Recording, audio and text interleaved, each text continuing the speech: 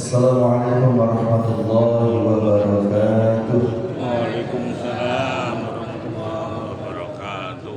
Innal hamdalillah nahmaduhu wa nasta'inuhu wa nastaghfiruh wa na'udzu billahi min shururi anfusina wa min sayyiati a'malina.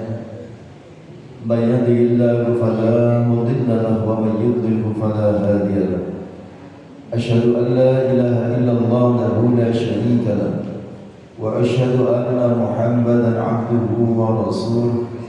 Allahumma salli wa sallim wa barik ala sayyidina Muhammad wa ala alihi wa sahbihi ajma'in, amma ba'd. Bapak Ibu yang dirahmati Allah, mari kita buka terlebih dahulu majelis kita dengan bersama-sama baca bersama. Bismillahirrahmanirrahim. Malam hari ini kita akan melanjutkan tafsir Surah Al-Baqarah, masih ayat-ayat awal. Pada pertemuan yang lalu, ayat 2 sampai ayat 5 itu menjelaskan tentang ciri orang-orang beriman. Ya.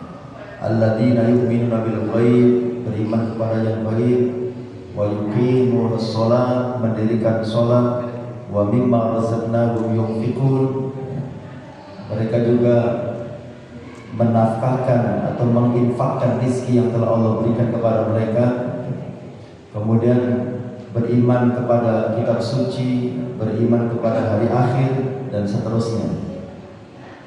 Kemudian pada ayat 6 dan 7 pada pertemuan yang lalu membahas tentang ciri orang kafir.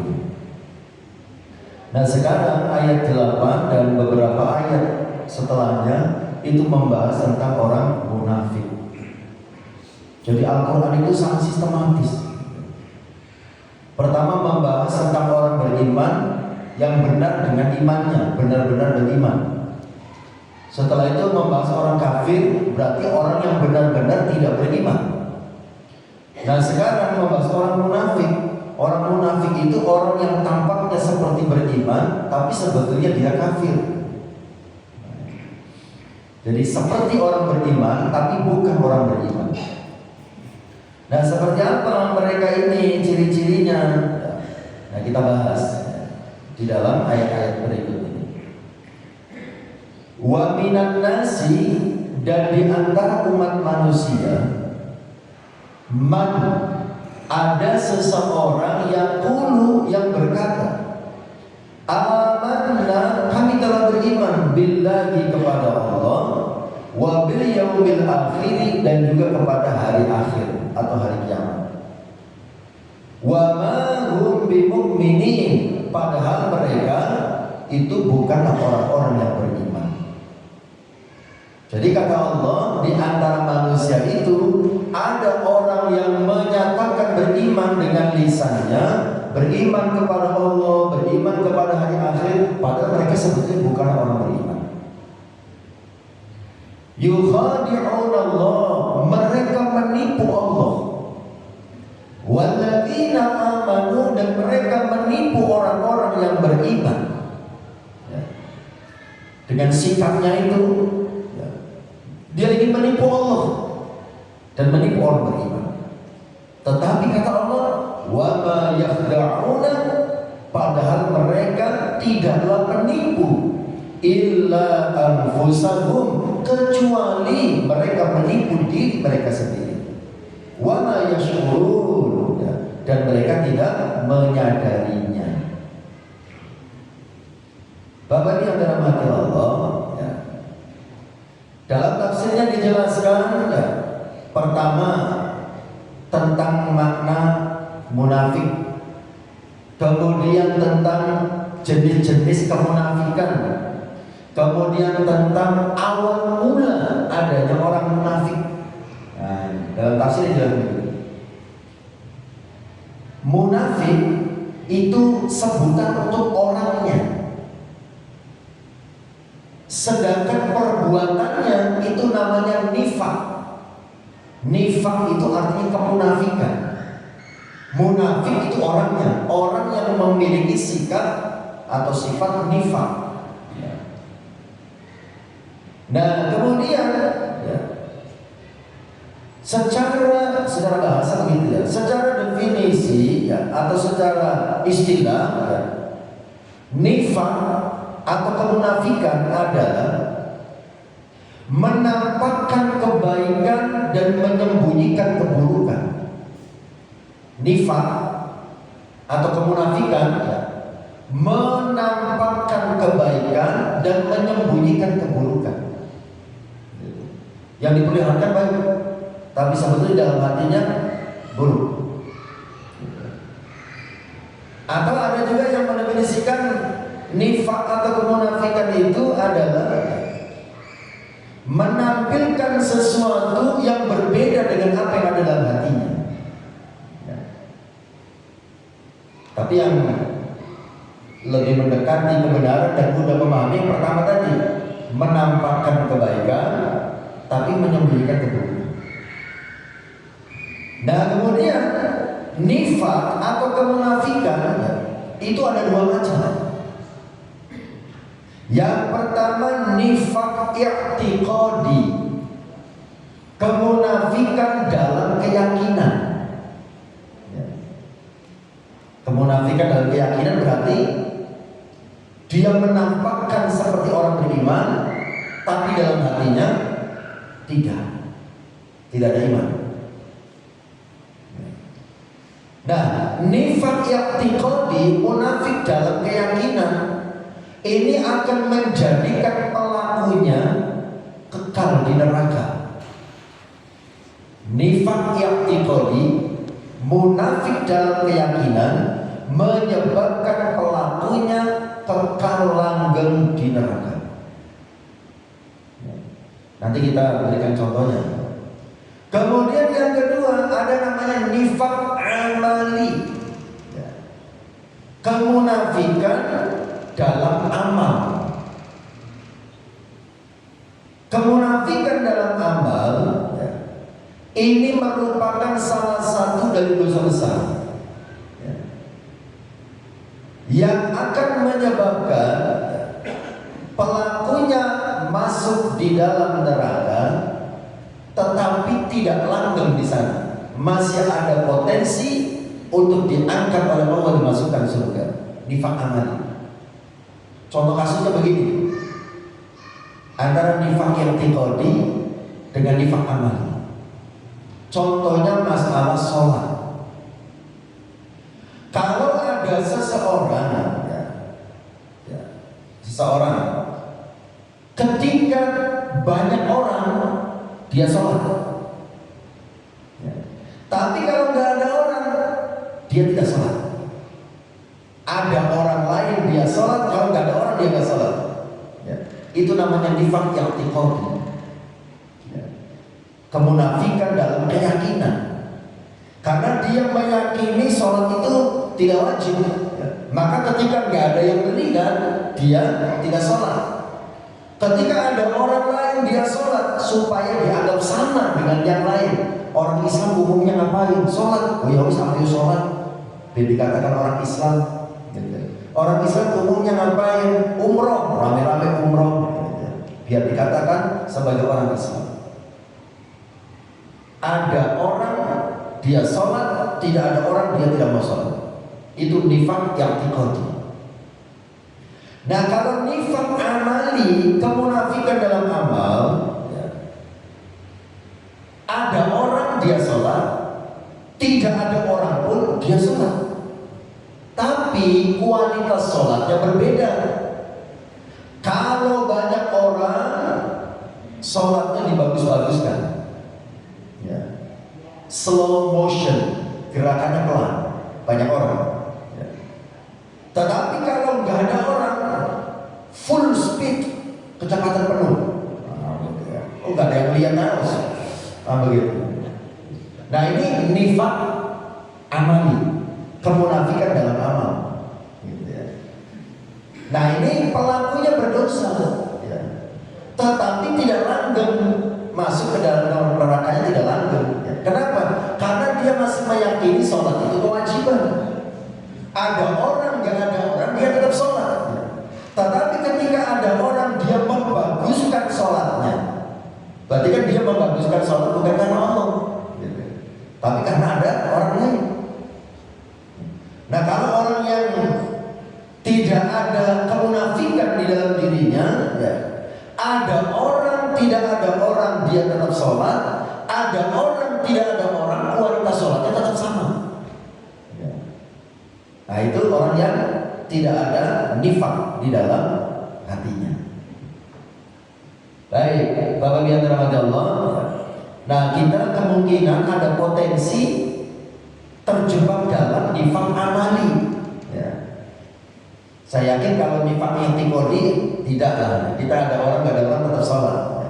Tapi ada potensi kita terjebak dalam nifaq amali, tidak hanya dalam kasus sholat. Ya. Dalam kasus yang lain pun bisa jadi akan terjebak dalam nifaq amali. Tapi kita mengetahui seperti ini bukan dalam rangka untuk menilai ibadah orang lain. Di tadi wong ini coba, aku sekali-sekali tak ngintip bang, kalau dia sholat sendirian gak ada orang, dia sholatnya model. Bukan untuk itu kita memahami hal ini. Ini untuk introspeksi diri kita masing-masing, supaya kita tidak terjebak dalam nifaq amali. Jadi bukan untuk menilai orang, sholatnya di api-api, newakan wong, gak boleh begitu. Itu urusan masing-masing. Ya. Kita tidak boleh menilai perilaku ibadah orang lain. Ya. Itu urusan dia dengan Allah Subhanahu wa Ta'ala. Ya. Nah, Bapak yang dirahmati Allah. Nah, kemudian awal mula kemunafikan. Tapi awal mula kemunafikan di sini yang dimaksud adalah nifaq i'tiqadi. Munafik dalam akidah, bukan munafik dalam amal. Ya. Yang dimaksud dengan awal mula kemunafikan ini adalah nifaq i'tiqadi, bukan nifaq amali. Dalam tafsirnya dijelaskan sesungguhnya sifat-sifat kaum munafik banyak disebutkan dalam surah-surah yang diturunkan di Madinah. Sifat-sifat orang munafik dijelaskan dalam Al-Quran itu ya, lebih banyak dijelaskan dalam surat-surat yang diturunkan di Madinah, ya, surat Madaniyah. Ya. Karena munculnya orang munafik ya, itu terjadinya di periode Madinah. Ketika dakwah Nabi di Madinah, ketika periode Mekah belum ada orang munafik. 13 tahun Rasulullah dakwah di Mekah itu belum ada orang munafik. Orang yang pura-pura masuk Islam di periode Mekah itu tidak ada. Ya. Bahkan justru sebaliknya, orang Islam pura-pura tampak seperti orang kafir. Ya. Itu di periode Mekah. Kenapa bisa begitu? Karena di periode Mekah Rasulullah belum menjadi pemimpin negara. Ya. Umat Islam masih minoritas. Itu periode Mekah. Ya. Orang kafir masih dominan, Rasulullah belum menjadi pemimpin negara, gitu ya. Sehingga ya, orang kafir tidak perlu menyembunyikan kekafirannya karena mereka mayoritas di situ dan mereka berkuasa. Justru orang Islam saat itu yang minoritas dan tidak berkuasa menyembunyikan keislamannya. Karena kalau ketahuan dibunuh, ya. Ketahuan disiksa. Seperti Bilal, ketahuan oleh majikannya kalau dia masuk Islam, diseret ke tengah padang pasir, dibuka bajunya, dibentangkan di tengah padang pasir, ditindih batu besar dan panas. Ya. Ketahuan dia masuk Islam. Ya. Itu periode Mekah. Nah, ketika periode Madinah, ya, periode Madinah pun ketika periode awal, ya, itu belum ada orang munafik itu. Ya. Bahkan ketika Rasulullah SAW hijrah ke Madinah pertama kali ke sana itu, ya, Rasulullah SAW ya, melakukan perjanjian damai dengan orang-orang kafir yang ada di sana. Ya. Jadi pada saat Rasul hijrah ke Madinah pertama kali belum menjadi penguasa, gitu ya. Di sana itu kan ada penduduk asli kabilah Aus dan Khazraj. yang pada masa jahiliyah mereka ini menyembah berhala seperti penduduk Mekah. Ya. Penduduk asli Madinah, ya, kabilah Aus dan Khazraj itu awalnya adalah penyembah berhala, ya, masih menyembah berhala. Kemudian di sana juga ya, terdapat ahlul kitab, Yahudi dari kalangan ahlul kitab. Ya. Ada 3 kelompok, ya. Bani Qainuqa, Bani Nadir, dan Bani Quraidah. Nah, tatkala Rasulullah SAW tiba di Madinah, beberapa orang dari kalangan Ansor masuk Islam. Ya. Mereka berasal dari kabilah Aus dan Khazraj. Ya. Kemudian ada sedikit orang Yahudi yang juga masuk Islam, seperti Abdullah bin Salam. Nah, saat itu Bapak yang dirahmati Allah, di periode awal itu ya, belum ada kemunafikan. Kenapa? Sebab kaum muslimin belum memiliki kekuatan yang diperhitungkan pada saat itu. Bahkan Nabi berdamai dengan golongan Yahudi dan beberapa kabilah yang berada di sekitar Madinah. Ya. Karena Rasulullah belum menjadi penguasa saat itu. Nah, setelah perang Badar, nah ini mulainya. Setelah perang Badar, di mana Allah telah menunjukkan ya, kemuliaan Islam ya, dan para pemeluknya, maka mulailah muncul orang-orang yang mengaku Islam namun hati mereka masih kafir. Ya. Jadi ketika Islam berkuasa pada saat itu, ya, Rasulullah menjadi penguasa, umat Islam sudah mulai banyak, ya, mulailah ya, muncul orang-orang yang pura-pura masuk Islam, padahal mereka hatinya masih kafir. Di antaranya yang terkenal adalah Abdullah bin Ubay bin Salul. Ini seorang tokoh di Madinah yang berasal dari kabilah Khazraj. Ya.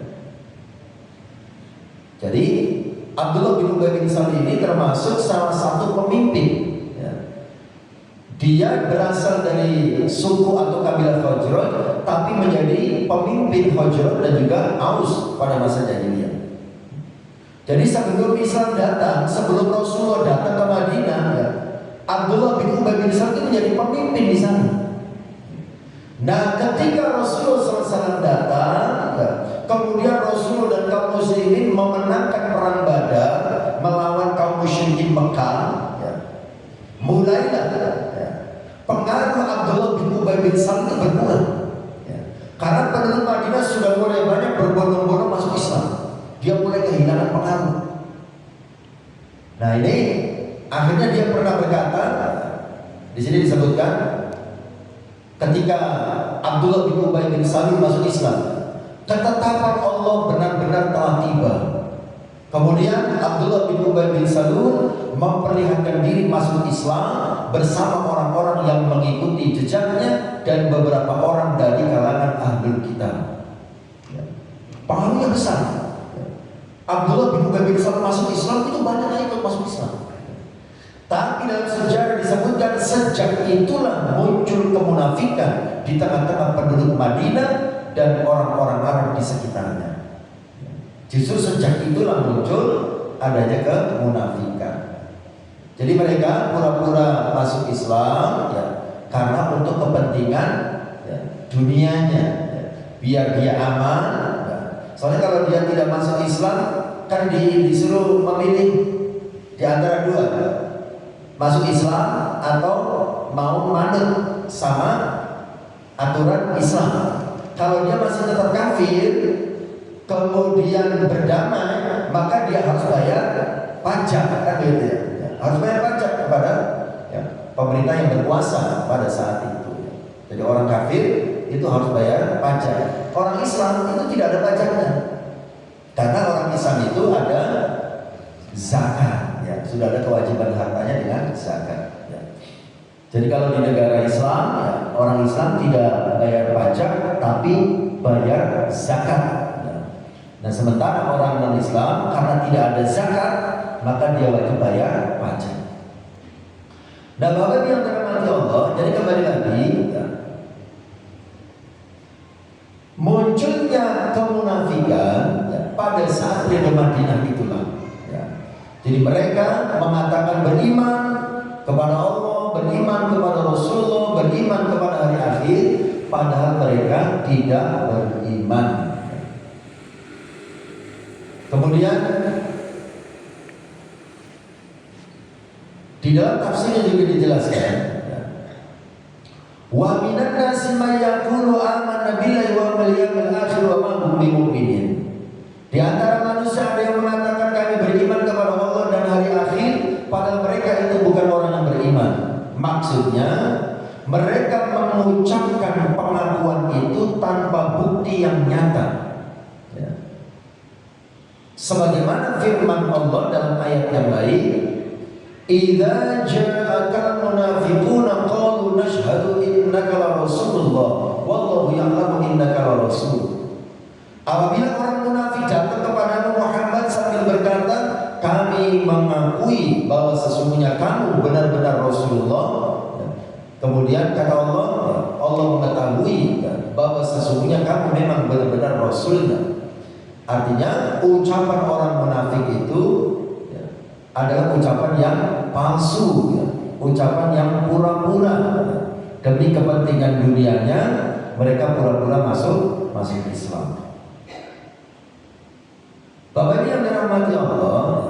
Kemudian ayat berikutnya, fi qulubihim maradun fazadahumullahu maradan wa lahum adzabun alimun bima kanu yakdzibun. Kenapa orang munafik itu seperti itu? Kata Allah, fi qulubihim marad, karena di dalam hati mereka ada penyakit. Fazadahumullahu maradan, maka Allah menambah penyakitnya. Tapi penyakit di sini bukan penyakit fisik, Penyakit di sini adalah penyakit rohiyah. Yang dimaksud dengan penyakit yang ada dalam hati orang munafik adalah keraguan-keraguan yang ada dalam hati mereka. Jadi masuk Islam itu nggak yakin gitu ragu. Nah itu penyakit yang ada dalam hati mereka. Nah sehingga karena di dalam hati mereka ada keraguan-keraguan, Allah tambah penyakitnya. Artinya keraguan-keraguannya itu ditambah dikuatkan oleh Allah Subhanahu wa Ta'ala, sehingga mereka tidak bisa menerima kebenaran. Makanya di dalam ayat yang lain, dalam surat Taubah 124-125, perbedaan orang yang benar dalam imannya dengan orang yang pura-pura dalam imannya, ketika dibacakan ayat-ayat Allah itu pengaruhnya beda. Nah ini hati-hati. Kita berada di mana posisinya terkait dengan hal ini? Saya ulangi. Orang yang benar dalam imannya, iman kepada Allah, iman kepada Rasulullah, iman kepada kitab suci, yang imannya benar, ketika dibacakan ayat-ayat Allah, itu akan bertambah imannya dan mereka bergembira. Sementara orang-orang yang pura-pura dengan imannya, maka nanti akan bertambah keraguannya, bahkan akan muncul kekafiran di dalam dirinya. Itu disebutkan di dalam surah Taubah ayat 124-125. Kata Allah, fa'ammal ladzina amanu, maka adapun orang-orang yang beriman, fazadathum imana, maka surat ini, maksudnya Al-Quran, akan menambah keimanannya. Wa hum yastabshirun, sedangkan mereka bergembira. Jadi orang yang beriman ketika dibacakan ayat-ayat Allah, bertambah imannya, kemudian bahagia, menerima ajaran yang terdapat di dalam Al-Quran. Sebagaimana disebutkan di dalam surat berikut tentang ciri orang yang beriman. Innamal mu'minuna alladzina idza dzukirallahu wajilat qulubuhum wa idza tuliyat 'alaihim ayatuhu zadatuhum imanan. Di antara ciri orang yang beriman itu adalah ketika disebut nama Allah bergetarlah hatinya. Kemudian ketika dibacakan ayat-ayat Allah bertambahlah keimanannya. Ya. Beda dengan orang yang tidak percaya, ya, yang dalam hatinya ada penyakit, yang dalam hatinya ada keraguan.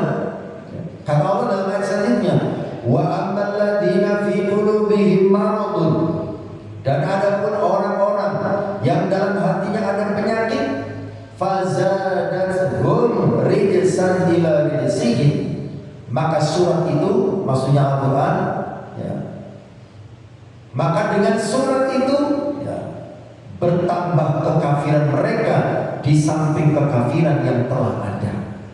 Ya.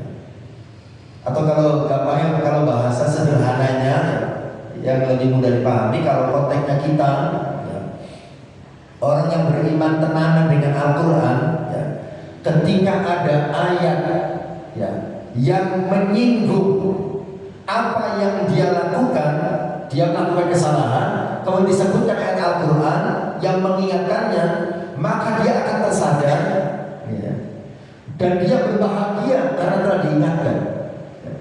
Tapi kalau orang yang tidak ada iman atau pura-pura dengan imannya, ketika dia melakukan kesalahan, diingatkan dengan ayat, dia tersinggung, dia marah, ya.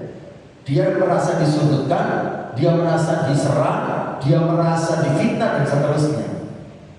Tapi kalau orang yang dalam hatinya betul-betul mengimani kebenaran Al-Quran, pada saat dia melakukan kesalahan kemudian diingatkan dengan ayat-ayat Allah, dia akan tersadar, ya. Kemudian dia akan bertobat, malah dia mengucapkan terima kasih karena telah diingatkan, ya. Tapi kalau yang tidak ada iman, ya, atau pura-pura dengan imannya, ya, dibacakan Al-Quran 30 juz sekalipun, ya, itu tidak akan mengubah apa-apa dalam hatinya, bahkan justru akan menambah, ya, kekafirannya. Kekafirannya itu bisa juga dimaknai ketidakpercayaannya. Jadi kalau dari awal sudah tidak percaya, ya, mau dikasih berapa ayat pun, ya, maka tidak akan membuatnya sadar dan akan terus, ya, menumbuhkan keraguan di dalam hatinya. Bapak yang dirahmati Allah, ya, itulah yang menyebabkan, ya, kenapa orang munafik, ya, nantinya akan mendapatkan azab yang pedih dari Allah Subhanahu wa Ta'ala.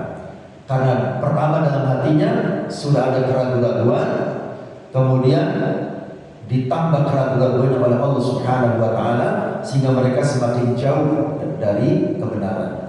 Maka kata Allah, walakum adzabun alimum bima kanu yakdzibun, mereka akan mendapatkan siksa yang pedih disebabkan kedustaan yang mereka lakukan. Bapak Ibu yang saya dirahmati Allah Subhanahu wa Ta'ala, kemudian berikutnya ayat 11 dan ayat 12 masih terkait dengan orang munafik. Wa idza qila, dan jika dikatakan, lahum, kepada mereka, la tufsidu fil ardh, janganlah kalian membuat kerusakan di atas muka bumi. Qalu, mereka menjawab, innama nahnu muslihun, justru kami adalah orang-orang yang melakukan perbaikan. Orang munafik, ya, ketika diingatkan jangan bikin masalah di dunia itu, jangan bikin kerusakan di dunia itu, mereka menjawab, justru saya bersikap seperti ini tujuannya untuk melakukan kebaikan. Kemudian Allah mengingatkan kita orang-orang beriman, ala, ketahuilah, ingatlah, innahum, sesungguhnya mereka itu orang-orang munafik, humul mufsidun, mereka adalah orang-orang yang membuat kerusakan. Walakin la yash'urun, tetapi mereka tidak menyadarinya. Bapak yang dirahmati Allah, apa sih yang dimaksud dengan kerusakan di dalam ayat ini? Ya. Apa sih yang dimaksud dengan larangan kepada orang munafik agar tidak melakukan kerusakan. Di sini disebutkan yang dimaksud kerusakan yang dilakukan orang munafik adalah ya, kekufuran dan kemaksiatan. Kekufuran artinya ketika mereka tidak beriman kepada Allah Subhanahu wa taala dengan iman yang benar. Kemudian perbuatan maksiat yang mereka lakukan.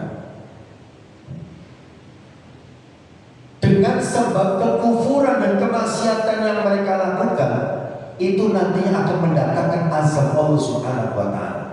Itulah yang akhirnya menimbulkan kerusakan.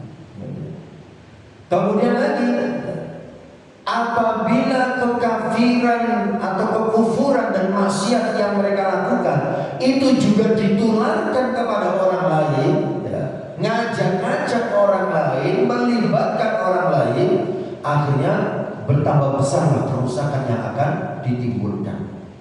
Ya. Sebagaimana disebutkan di dalam tafsir ini, ya, janganlah kalian berbuat kerusakan di muka bumi ini. Dijelaskan kerusakan yang mereka perbuat diantaranya adalah kemaksiatan kepada Allah. Ya. Karena orang yang berbuat maksiat kepada Allah atau menyuruh berbuat maksiat, menyuruh orang lain berbuat maksiat kepada Allah, berarti dia telah berbuat kerusakan di atas muka bumi. Makanya Bapak yang dirahmati Allah, Allah mengingatkan di dalam salah satu ayat, saya lupa surat apa ayat berapa, tapi saya ingat ayatnya begini. Wattaqu fitnatan la tusibanna alladziina dzalamu minkum khassah. Wattaqu, takutlah kalian semua. Fitnatan, fitnah. Fitnah ini bermakna kerusakan, azab, bala, bencana. La tusibanna alladziina dzalamu minkum khassah, yang tidak hanya menimpa orang-orang yang melakukan kezaliman saja. Jadi ketika ada yang melakukan kezaliman, kemudian mendatangkan azab Allah, maka dampak azab itu tidak hanya menimpa yang melakukan kezaliman saja, tapi juga menimpa orang-orang yang ada di sekitarnya. Contohnya, ilustrasi sederhananya, ketika kita lagi enak-enak duduk ya, atau berdiri, ya, tiba-tiba kaki kita dikerubuti semut, ya. Banyak semut mengerubuti kaki. Kemudian di antara semut yang banyak itu ada yang menggigit, ya, kaki kita. Kemudian apa yang kita lakukan biasanya? Refleks membersihkan semut yang ada di kaki kita.